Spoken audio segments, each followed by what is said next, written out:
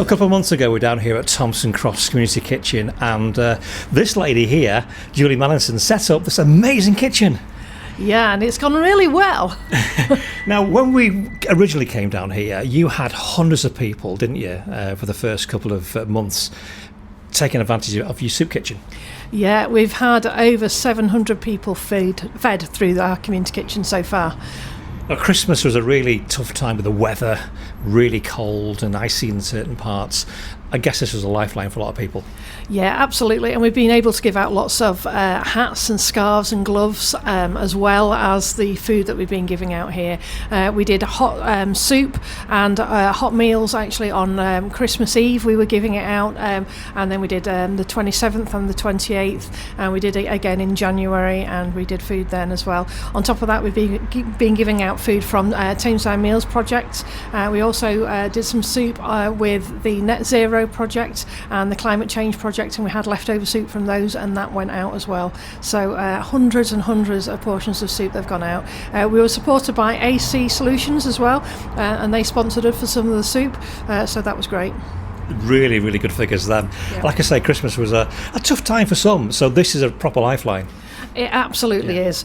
We've also done some slow cooker workshops. We've actually done 3 slow cooker workshops. Brilliant. So the slow cooker workshops have meant that people who've attended those have actually got a slow cooker from attending them. They've been run by Tameside Meals Project with Carla, and they've been learning actually how to use the slow cookers. They've prepared their food here, taken it home, and then cooked it when they've got back home. And you've had some amazing support as well from the supermarkets. Yeah, absolutely. We've had Marks and Spencer's. We've had some meat from Marks and Spencer's that we've been using. We've used sausages, we've used steak from Marks and Spencer's, from Bintons as well from Marks and Spencer's. We're able to do spaghetti bolognese and pasta from that. We did a sausage casserole.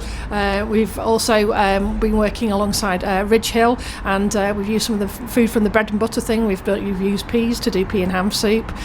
We've also used food from all sorts of different things, Fair Share.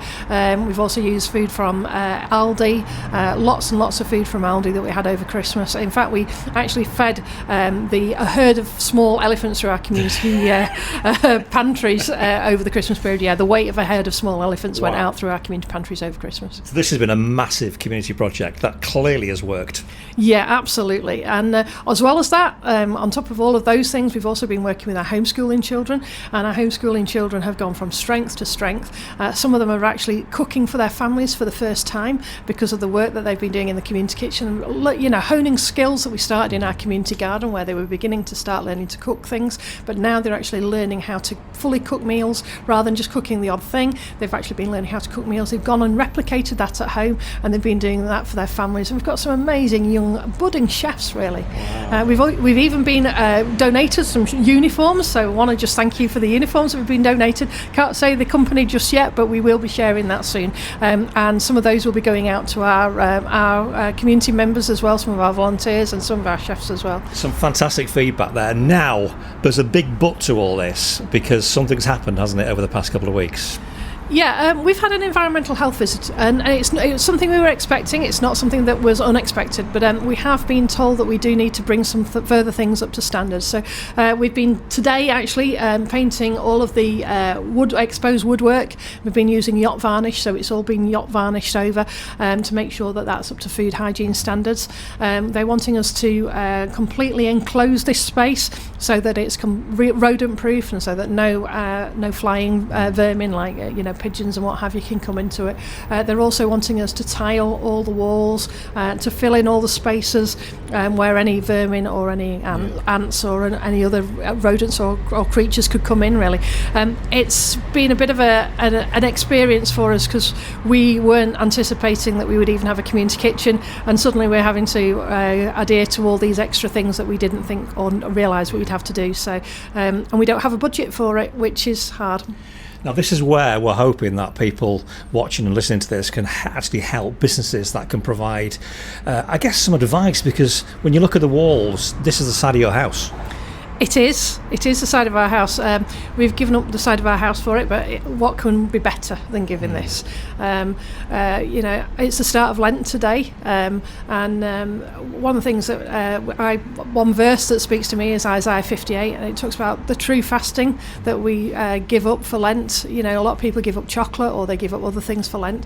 The true fasting that it speaks about in Isaiah 58 is feeding the hungry, is going against oppression, is going against the difficulties that we have in this land, and that's the true fasting that Jesus calls us to.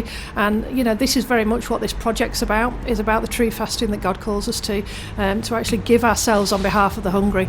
And I'm prepared to give my house. My wife's paying the bills for this. We are prepared to give our lives to this project. This is not just a fly-by-night project. This is something we are giving our lives to, and we need some help. We need some support. I can't do this alone. This is a community project. All the people who work on this are volunteers. At the moment, we don't have a paid project here. The money that we raise goes back into putting food out. It isn't paid. Help us. We need this help. So the support you need now is certainly for the tiles. What advice you need in terms of the type of tiling, and then whether anybody can actually supply the tiles as well for this project. What else do we need?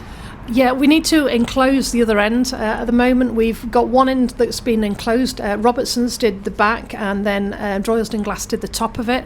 But we need to basically make one end enclosed that isn't enclosed yet. We've got one end enclosed and the other end not enclosed. So something like doors, wooden doors, composite doors, something like that? Yeah, absolutely. We need to open them so that it's welcoming to people, so when it's in use it can be opened, but when it's not in use it has to be completely enclosed. Okay. So yeah. So quite a big project to still finish. Yeah, and we've only got 8 weeks to do it in, really, because as much as they gave us 3 months, but the time is already ticking, and to make sure that we get everything done and everything completed, it's really 8 weeks from today that we need to get this done from. So there's not a lot of time? Not a lot of time. Okay. But, well, absolutely. If anybody can help at all in terms of tiling, in terms of helping to make a gate, or composite gates, please get in touch, because this project has done so much over the past few months. We do not want to see this finish. These are compliance measures that have to take place.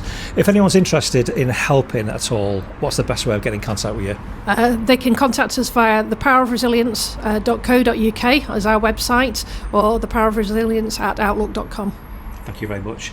And fingers crossed, we need your support. Please get in contact with us.